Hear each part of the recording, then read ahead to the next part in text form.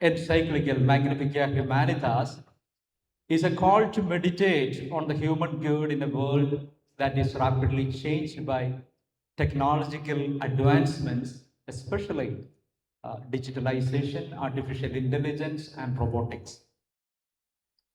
But this meditation, which he makes aloud, is an invitation to everyone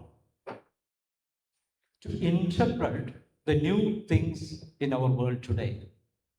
In ecclesiastical language, they call it res novae, the new things in our times. In one word, it is the technological advancements, especially artificial intelligence. So, how do we interpret it uh, in regard to and in reference to human dignity and common good? Pope doesn't consider technological advancements as bad. He regards it as a human reality. So let's be very peaceful. That is not a demonic reality. We are thinking about a human reality. But there is a concern that Pope raises. The concern is about its impacts on human dignity and common good. So that is the point of discussion here. And thirdly, this concern is very important because in the previous times, the policies were determined by city states where we have, our representation. But today, the policies are determined by private parties, transnational companies, and so on. States do not have so much of control in making policies and directing the direction of development. So the real drivers of development today are not the states but private parties, say companies, corporates, and so on. So this adds to the concern of Pope when he reflects on this new development. So therefore, Pope alerts everyone about this situation we are in. And then in that light, he asks some fundamental questions. Where are we going? Toward what goal do we wish to orient ourselves? What direction should we choose as people and as human community? Although these questions are raised against the background of the rapid developments in the fields of information technology, and especially artificial intelligence, none of these questions can be answered by LLMs, large language models. Because the questions answered by the internet, LLM especially, are basing themselves on the data available. But these questions are about the future, not so much about the past. Where are we going? So these models cannot help us. These questions are to be answered from the future. And that's where I think philosophy steps in. This calls to our attention what philosophy is. I always love to say philosophy is not simply a reflection on what is out there. Rather, philosophy is the science of the impossible. It's thinking about what is yet to come.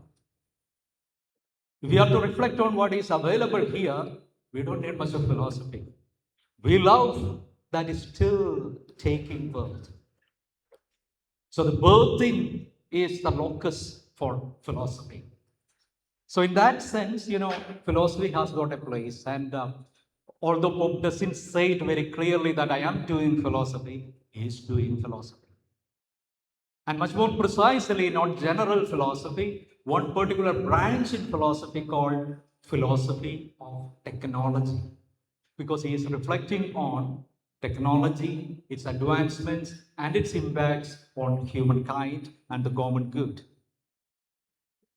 So in the following, what I'm doing is to give, first of all, a brief introduction to this branch called philosophy of technology, which I think is the area where the church and all people who are really interested can intervene. We want to some way influence the development of our times. Secondly, I will raise 7 questions. 6 of them are specific philosophical questions, and one general fundamental philosophical question. All of them raised by Pope in this encyclical. And we look at the text as such, much of my reflections are based on the central chapter of the encyclical, namely the third chapter, which I think is the most crucial chapter. So let us have a small introduction to what philosophy of technology is. I don't know if still we have that topic here in the institute. Earlier times there used to be an elective and optional course on philosophy of technology. Philosophical reflection on technology dates back to Greece, no doubt. And early philosophers like Democritus, Heraclitus, and others argued that technology imitates nature. That is our first take on our understanding of technology. Then what happens with Aristotle? He expanded this view and he stated that technology not only imitates nature, but it also alters and completes nature. And that's actually already one step further in philosophy of technology.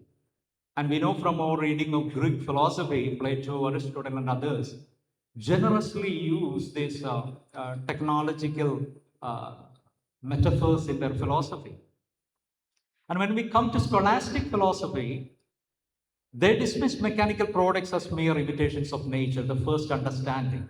But at some point of time, there emerged what we call alchemy, which they claimed changed nature a little bit. But soon, the ecclesiastical authorities intervened and dismissed alchemy. But it was with Francis Bacon later who introduced a positive reflection on technology that this field of technology emerged again. He said, we need to have an optimistic view about technology, and this led to industrial revolution.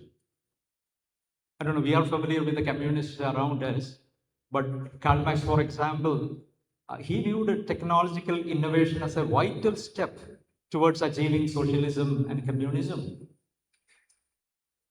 But later occurred a shift, mainly with a novel, Samuel Butler's Erewhon, where he presented something fictional, where a society of machines will overcome the community of human beings.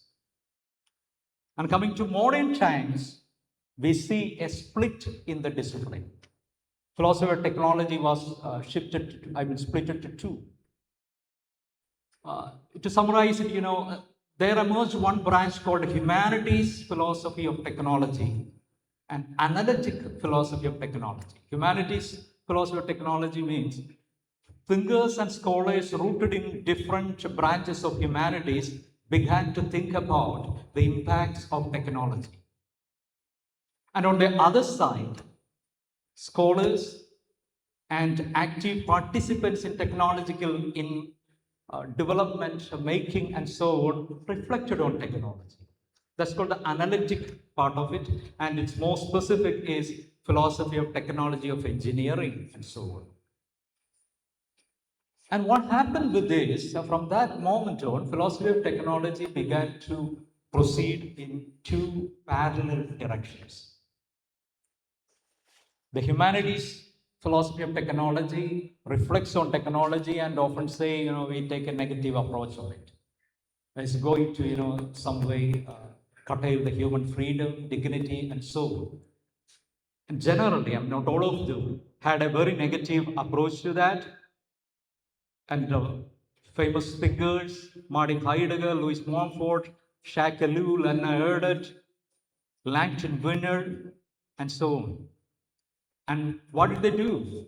Instead of analyzing how technology functionally works, these thinkers examine how technology affects morality, affects politics, affects culture, affects human condition, and so on. They had their reasons too, very historical, cultural, social reasons to think that way. But Heidegger stands out because he said, technology is not the root cause of societal decay.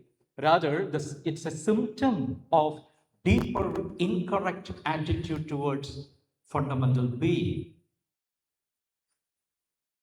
In the contemporary times, what happens is these two branches support each other or dialogue with each other in science religion dialogues, science technology dialogues, and so on. And in 1960s, when this analytic tradition emerged, they began to focus exclusively on the concepts, goals, and methods of engineering. And it was fast developing. And the contemporary technological advancements has the backing of what we call this philosophy of technology done from an analytical perspective and quite dissociated from the humanities perspective. These parallel paths, from a philosophical and from a history of philosophy point of view, this is the problem. We need to bridge the gap between these two branches in philosophy of technology. Why is it important? Is it simply an interdisciplinary interest? It's not simply a matter of interdisciplinarity. It affects the future of humanity. If these two branches of philosophy of technology are going to go forward parallelly, it will have very adverse impact on human society. So my overall contention in this paper is that Magnifica Humanitas offers to the field of philosophy of technology, which suffers internal split, a foundation for collective discernment. These are the words used by Pope Leo XIV. A foundation for collective discernment of the bounty and boundaries of technological advancements, especially artificial intelligence. And this twin focus of this encyclical directs our attention to dignity of humanity on the one hand and the possibility of technology on the other hand. Having given this a brief introduction to philosophy of technology, now let us look into the questions, philosophical questions that Pope raises in this encyclical. As I said, we will discuss 7 questions, and 6 of them are specific questions. This is not a comprehensive list. For want of time, we will consider these questions, which I consider as crucial. There are other questions as well. The first one is the process nature of AI and the question of understanding. How much understanding do we have? We are talking about, as we said, two things: technological developments, especially artificial intelligence on the one hand, and human society or dignity, common good, and so on the other side. How much do we know about this?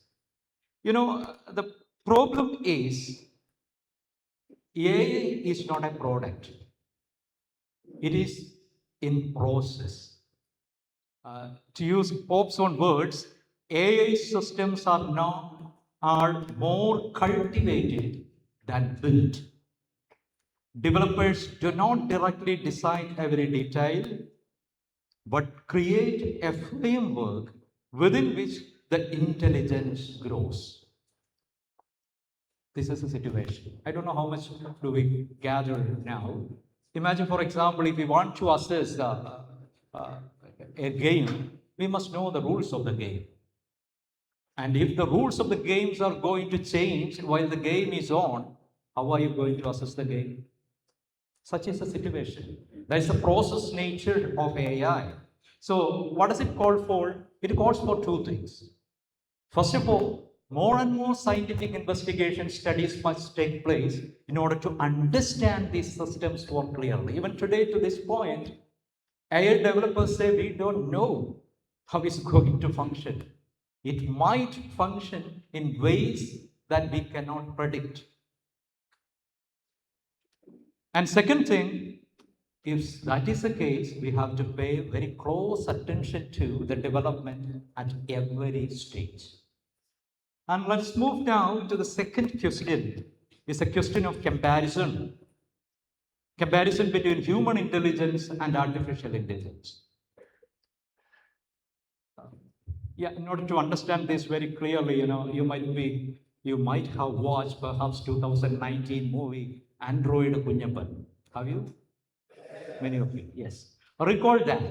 What do we see there? Bhaskara, that village man, whose son is going to move or migrate to some other place, brings in a robot. And then he is initially against it. And then his son says, he will do everything that I do for you. And gradually, then, that is the politics of the movie. This man begins to like him. He names him Kunyapan, and android Kunyapan lives very peacefully. So, this was a remote preparation for the new era of artificial intelligence. But many today tend to equate artificial intelligence with human intelligence, which is impossible. Although AI systems can imitate many functions and even sometimes surpass intelligence in consistency, capability, speed, they are artificial through and through.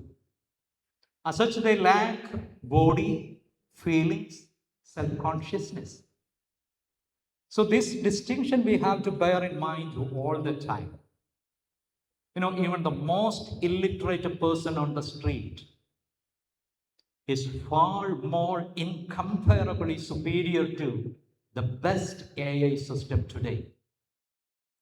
So there is a question of comparison which we uncritically make all the time. And the third question is a question of critical competence about utility ambivalence.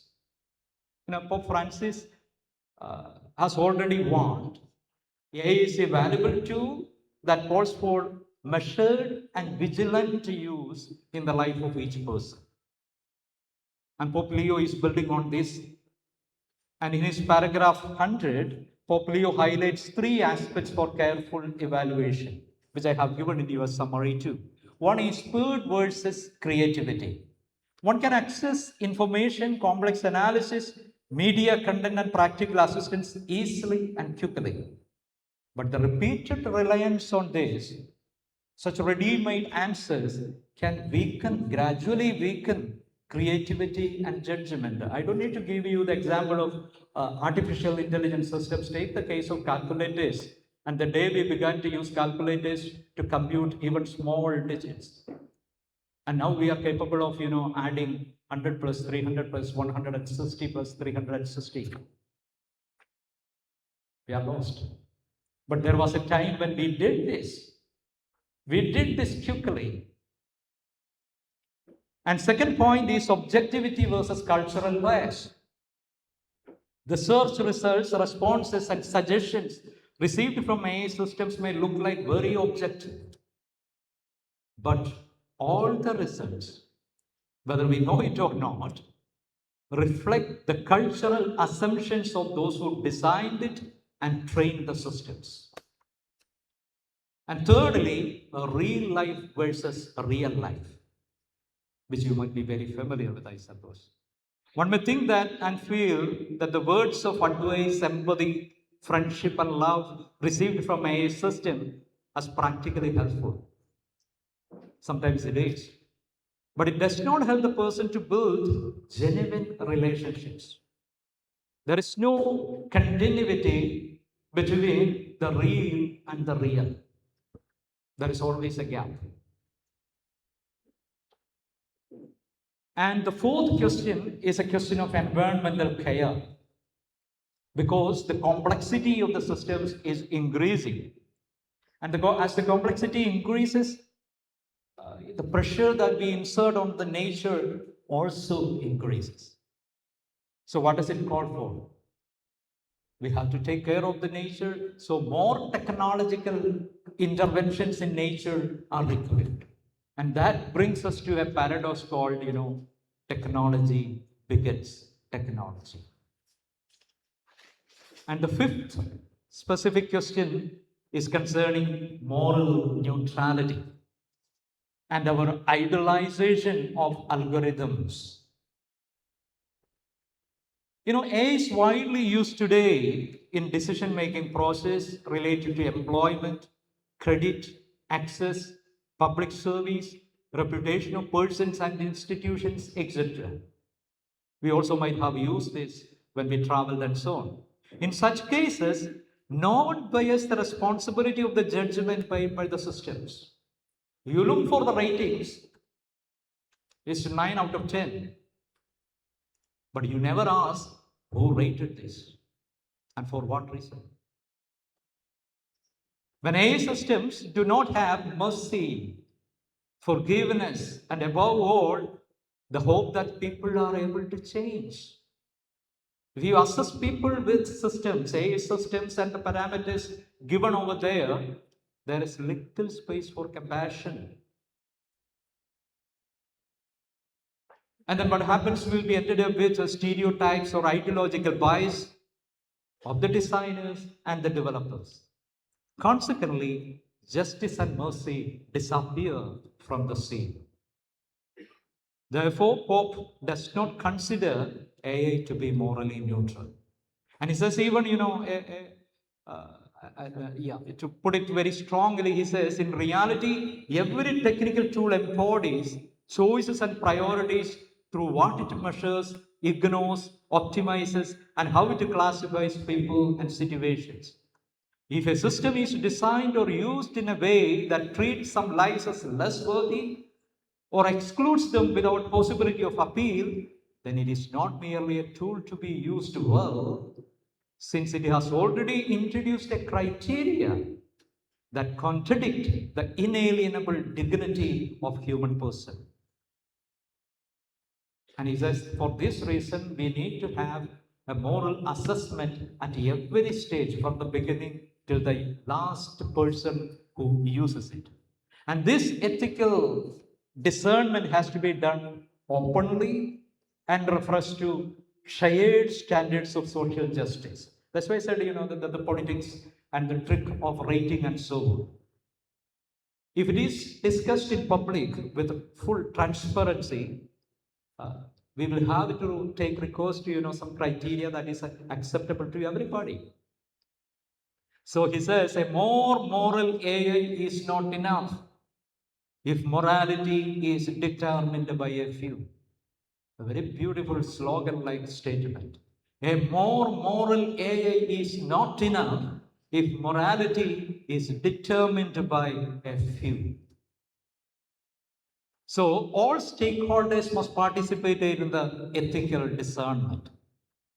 And while doing that, what the church has to offer for this collective ethical discernment are the foundations and principles of Catholic social doctrine.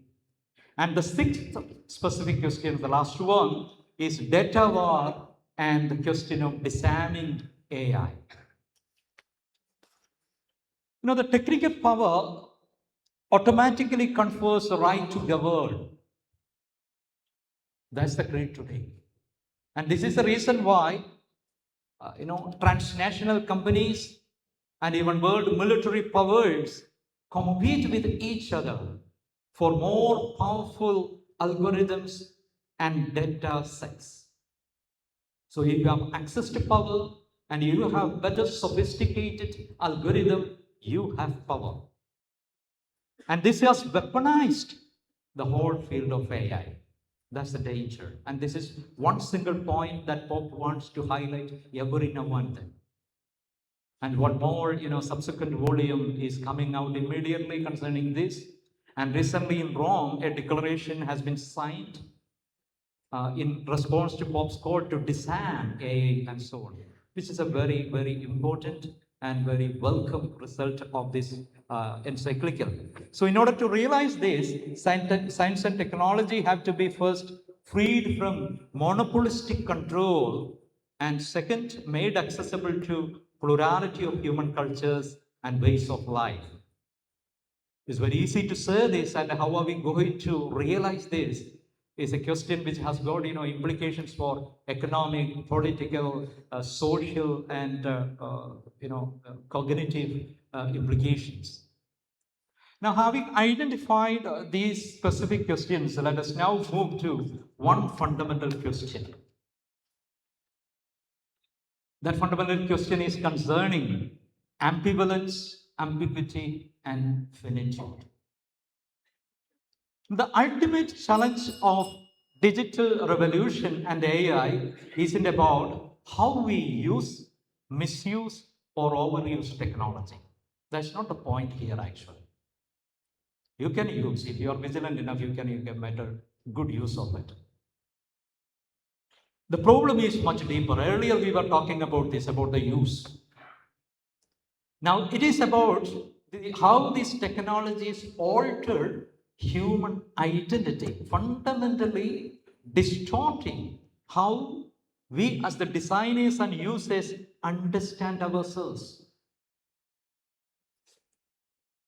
Digital revolution and AI amplify a technocratic paradigm that carries within it a vision of human person in which fullness of life means having more, reducing weakness, eliminating uncertainty, exerting total control, and seeing oneself as a project to be optimized rather as a relational being. And what AI cannot, and technological advancements or a technocratic mind cannot tolerate is finitude, limitation. If there is a limitation, we put our energy to discover something to overcome that limitation. That's what we have to consider very seriously. Where will it take us? And that's where, Pope is also giving us the crux of his understanding of human person, which I hope you will see more in the next session. So while humanity is destined for greatness, definitely the ambivalence between potential and our inherent limitations is the fundamental condition through which each individual must navigate. Nobody has an exception from this. We have to navigate between our possibilities and our limitations. So Pope Leo reminds humanity flourishes not despite limitations, but often through them. And he adds, it is precisely within our limitations that compassion as well as all such noble things flourish.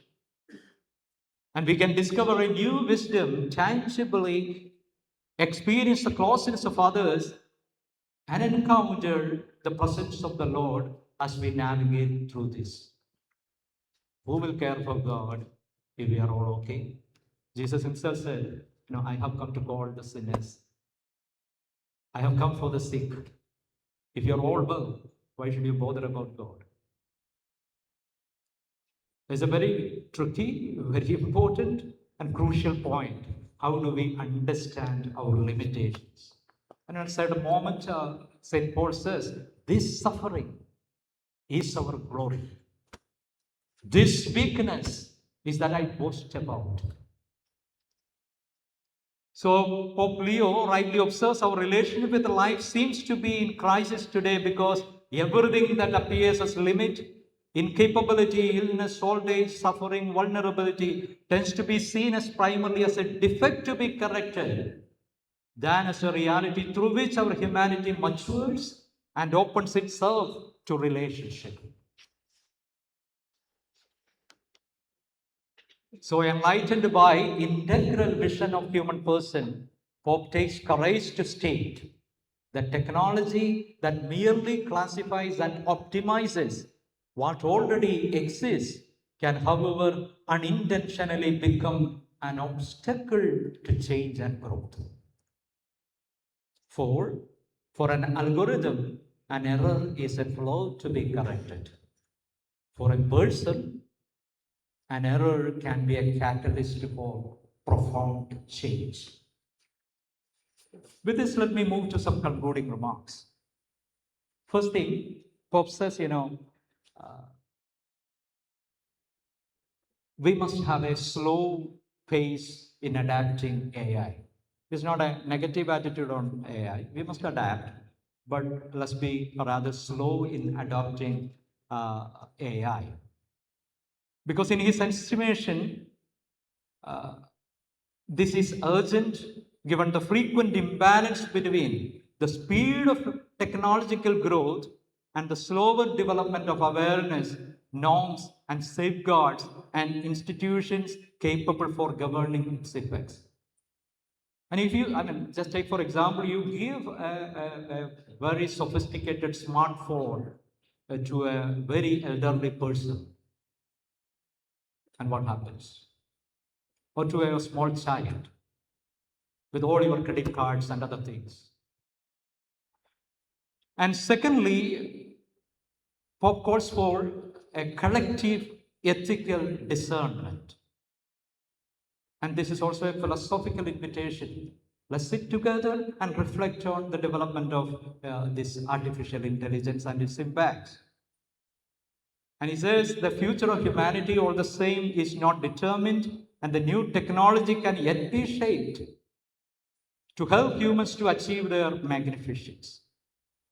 So, as the debate about humanity and technology is ongoing, Pope invites readers to conscientize themselves as well as all around them about the urgency of this collective ethical discernment regarding the design and use of AI.